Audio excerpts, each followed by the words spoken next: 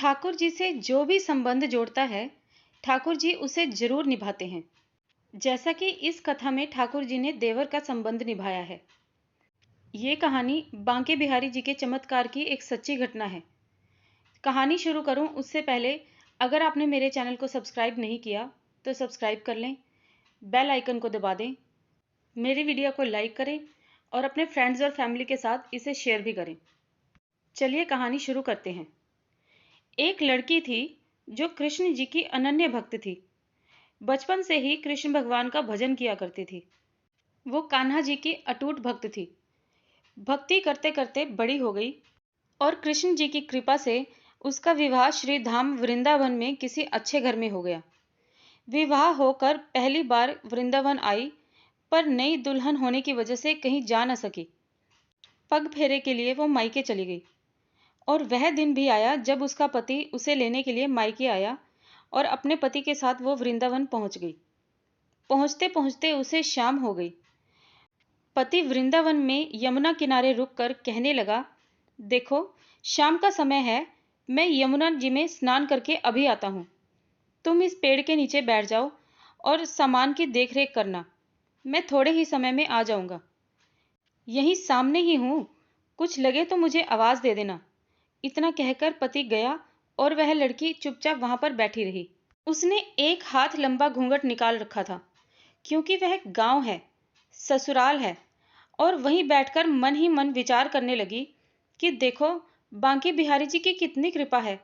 उन्हें मैंने बचपन से ही भजा है और उनकी कृपा से मेरा विवाह भी श्री धाम वृंदावन में हो गया। मैं इतने वर्षों से ठाकुर जी को मानती हूँ, पर अब तक उनसे कोई रिश्ता नहीं जोड़ा। फिर सोचती है ठाकुर जी की उम्र क्या होगी। फिर मन ही मन खुद ही जवाब देती है, शायद 16 वर्ष के होंगे। मेरे पति 20 वर्ष के हैं। उनसे थोड़े छोटे होंगे ठाकुर जी, इसलिए मेरे पति के छोटे भाई की तरह होंगे और मेरे देवर की तरह। तो आज से ठाकुर जी मेरे देवर ही हुए। अब तो ठाकुर जी से नया संबंध जोड़कर वो बहुत खुश हो जाती है और मन ही मन ठाकुर जी से कहने लगती है, देखो ठाकुर जी, आज से मैं तुम्हारी भाभी और तुम मेरे देवर। वो मन ही मन ठाकुर जी से पूछती है कि वो समय कब आएगा कि जब तुम मुझे भाभी भाभी कह के पुकारोगे। इतना सोच ही रही होती है कि तभी 15-16 साल का एक बालक आया और उस लड़की को बोला, भाभी भाभी।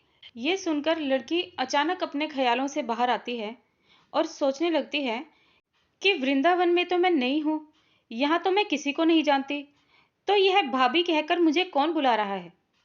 नई थी इसलिए घूंघट उठाकर भी नहीं देखा कि गांव के किसी बड़े बूढ़े ने देख लिया तो बड़ी बदनामी होगी। लेकिन वो बालक उसे बार बार भाभी कहकर बुला रहा था, पर वो शर्म के मारे उसे कोई उत्तर नहीं देती।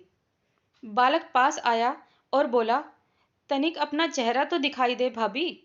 ये सुनकर वो और कसकर घूंघट पकड़कर बैठ गई। कुछ ही देर में उसका पति स्नान करके जब वापस आया तो उसने सारी बात अपने पति से बताई।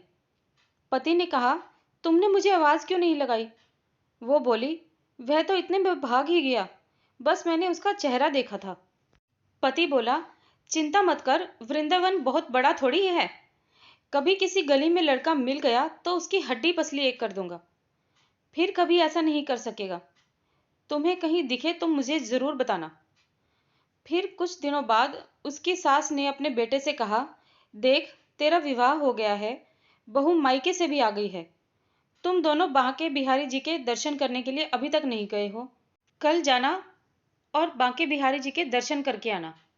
अगले दिन दोनों पति पत्नी ठाकुर जी के दर्शन करने के लिए मंदिर में जाते हैं, पर मंदिर में बहुत ज्यादा भीड़ होती है।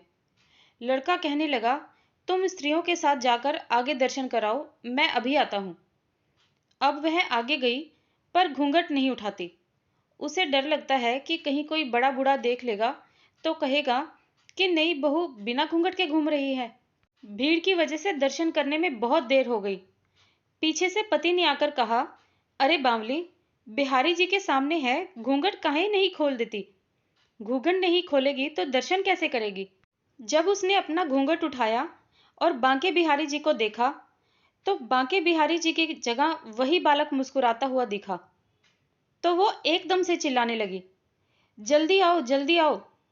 पति पीछे से भागा भागा आया और पूछा, क्या हुआ? उस दिन जो भाभी भाभी कहकर बुला रहा था ना और भाग गया था, वह मिल गया है। इस पर पति ने कहा, कहाँ है, कहाँ है? जल्दी बताओ, अभी उसे ठीक करता हूं। इस पर वो ठाकुर जी को इशारा करके बोली, यह रहा, आपके सामने ही तो है। उसके पति ने जो देखा वह अवाक रह गया और वहीं मंदिर में अपनी पत्नी के चरणों में गिर गया और बोला, तुम धन्य हो। वास्तव में ही तुम्हारे हृदय में ठाकुर जी के प्रति सच्चा प्रेम है। मैं इतने वर्षों से वृंदावन में हूं, मुझे आज तक उनके दर्शन नहीं हुए, और तेरा भाव इतना है कि बांके बिहारी जी ने तुझे दर्शन दे दिए। ये सुनकर वो लड़की बोली कि मैं धन्य हो गई ठाकुर जी, मैं धन्य हो गई। मित्रों, आपको ये कहानी कैसी लगी मुझे कमेंट बॉक्स में ज़रूर बताएं और मेरे चैनल को सब्सक्राइब करना ना भूलें। धन्यवाद।